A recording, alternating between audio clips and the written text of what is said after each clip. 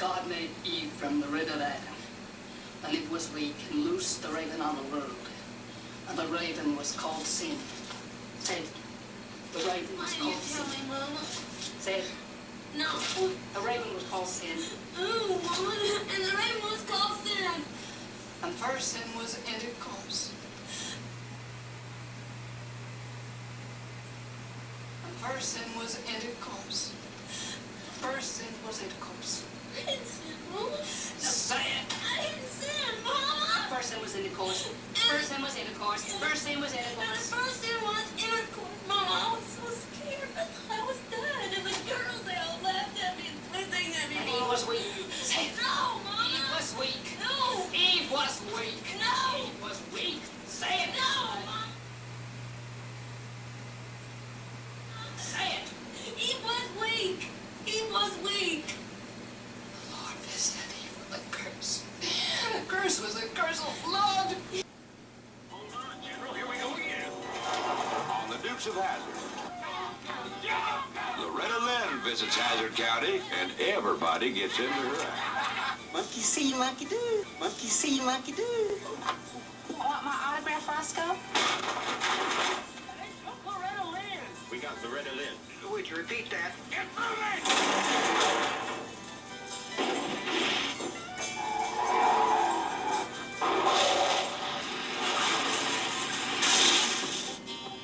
It's very frightening in proportion when we consider the ramifications of what all mind control entails and how anyone can justify a robotic society under the so-called world peace guise, which is actually the New World Order, world dominance. This trip to Atlantic City provided me an opportunity to talk with Loretta while her husband, Mooney, Riley, and Houston met for business.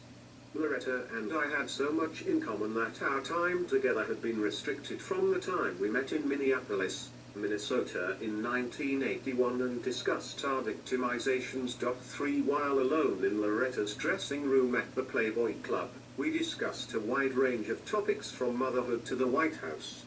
We talked about Reagan in terms of his role as the Wizard of Oz, but mostly we recited the general praises we were trained to say. We talked about Reagan's favorite music by Air Supply, which he had supplied to us both via Riley. Air Supply's cryptic NASA/Project Monarch theme recordings became life and breath to us both according to Reagan's intention, which locked in our program devotion for him. We discussed the recent inauguration party Loretta had attended at the White House. I was aware she had entertained there as Houston relayed information to Riley pertaining to his recent trip to Panama. Loretta and I switched personalities spontaneously as we inadvertently triggered each other with the shared cryptic language to which we were accustomed. We discussed forbidden subjects including Noriega and Bird until J. Riley and Houston got us and separated us as though we were a couple of naughty kids. I learned more than I was supposed to about Loretta while in Atlantic City, but was never permitted another opportunity to speak with her so freely. I remember when they first rang you up and said we want to make a movie about coal miner's daughter. What did you think? Well, I was let, Universal has a swimming pool there where they have their rooms, and I was let outside in my swimming suit, and here comes somebody from Universal. I can't remember now who the name was. But they had a stack of pictures about that high, and they said, Loretta, if there happened to be a movie of coal miner's daughter, could you pick the girl out? And I said, well, let me see. So they give me all these pictures. I got down to this little blonde girl, freckle-faced, and I've always been freckle-faced. So I just threw the picture aside. They come back to get them, and they looked down, and they said, are you telling me that's going to be her? I said, yeah.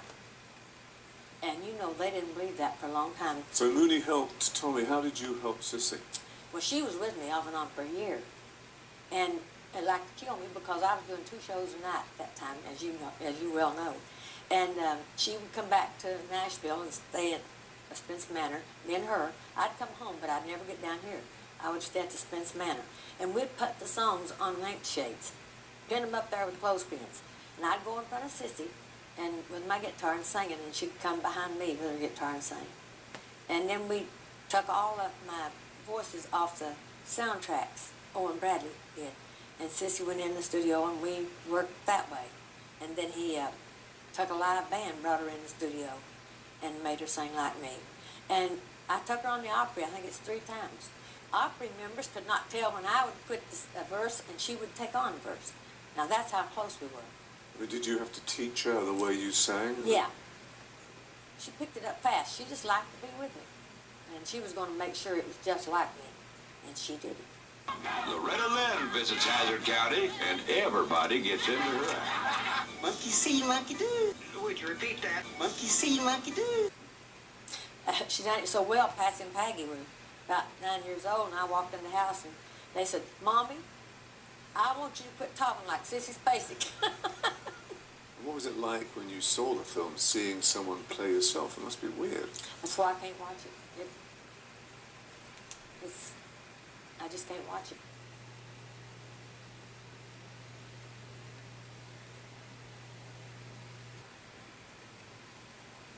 And now, ladies and gentlemen, I am very proud to have the honor to introduce the President of the United States.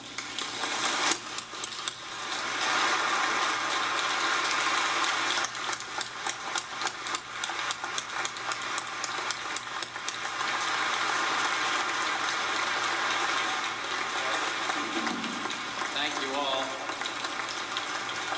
Gene, thank you very much. And thank all of you. The AFI has nourished the art of the moving image, and helping film educate and entertain has become a part of our rich inheritance.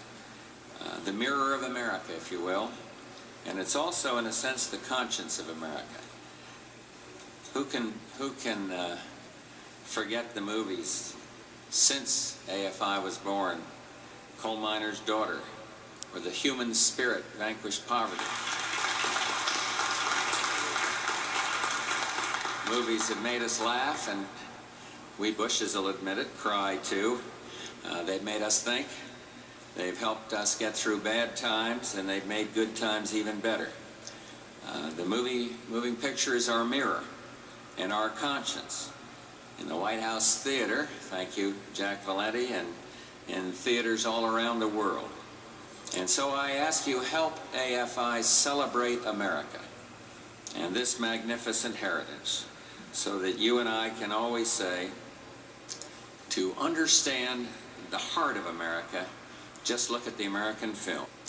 To understand the heart of America, just look at the American film. To understand the heart of America, just look at the American film.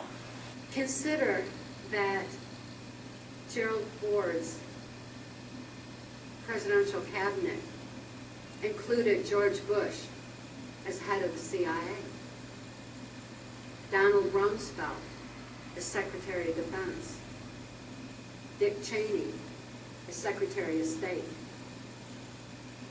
Jack Valenti as his press secretary. Of course, many of you know Jack Valenti is head of the Motion Picture Association of